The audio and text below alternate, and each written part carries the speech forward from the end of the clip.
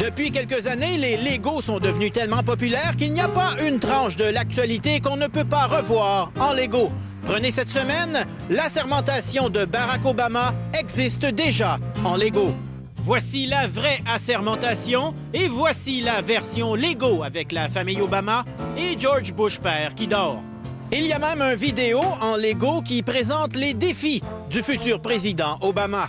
Dans son premier mandat, Barack Obama devra sauver les ours polaires du réchauffement global, vaincre les terroristes qui devront se rendre sans condition, ramener les troupes américaines au pays, redémarrer l'économie au grand complet, fermer la prison de Guantanamo et la transformer en parc d'attractions et faire la paix avec tous les dirigeants de la planète.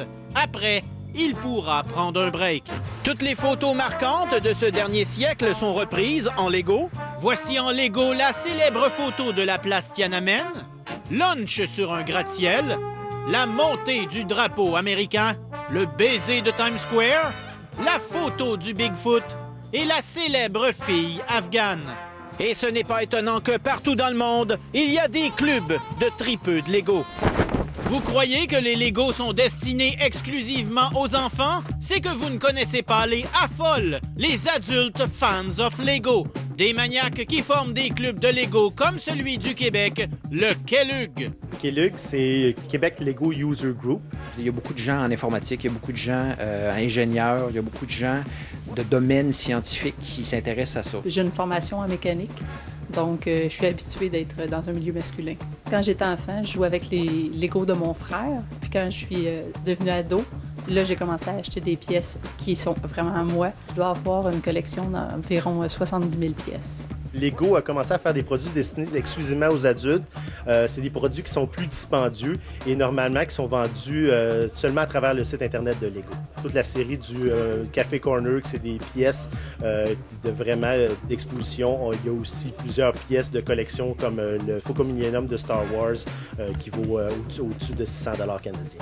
Les productions Legoesques du KELUG sont très variées et représentent des fleurons du Québec, comme l'Université de Montréal, une ruelle de Saint-Henri, Habitat 67 ou la station de métro Préfontaine. Il y en a qui sont beaucoup plus créateurs, donc ils vont prendre un tas de briques, puis ils vont monter quelque chose, puis ils vont le refaire, le remonter régulièrement. Il y en a qui vont être plus cartésiens, ils vont même aller jusqu'à faire le plan de la création qu'ils veulent faire avec des logiciels qui existent dans le marché, avec lesquels on peut virtuellement monter notre création avec des blocs Lego. Souvent, l'idée part de la pièce. J'ai une pièce spéciale, je me dis qu'est-ce que je ferais avec ça. J'ai fait un meuble Lego parce que je savais plus où mettre mes tel type de pièces. Et j'ai dit, bon, bien sûrement que j'en ai assez pour faire un meuble avec. Tout est classé parce que sinon, on s'y retrouve pas. C'est plus long de trouver les pièces que de faire le modèle si c'est pas classé. Fait que moi, c'est classé par type de pièce, les formes, puis ensuite par couleur si j'en ai assez. Je suis celui qui a créé le petit Wall-E qu'on voit sur l'Internet. Il a été recruté par le directeur marketing de Lego Mindstorm à Billund, au Danemark. Les plus fous s'amuseront avec les Lego Mindstorm qui permettent littéralement de construire des robots en Lego. Mais comme ça nous dépasse un peu, nous avons décidé de faire appel à un de nos experts infoman des Lego, Ludovic. Est-ce qu'il y a des dangers que je devienne comme toi si je joue Lego?